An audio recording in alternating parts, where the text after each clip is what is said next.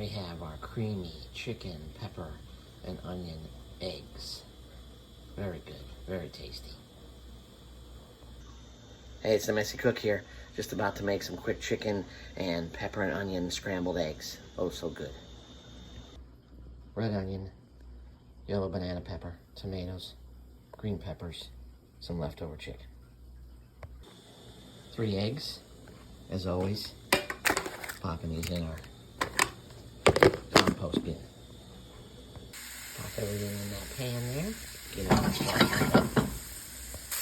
Add in the chicken. Add in our eggs.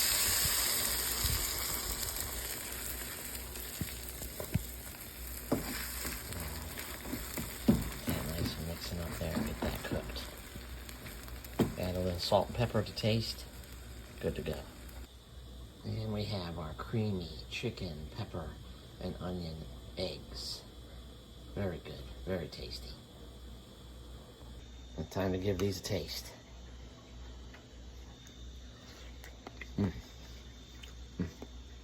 Excellent.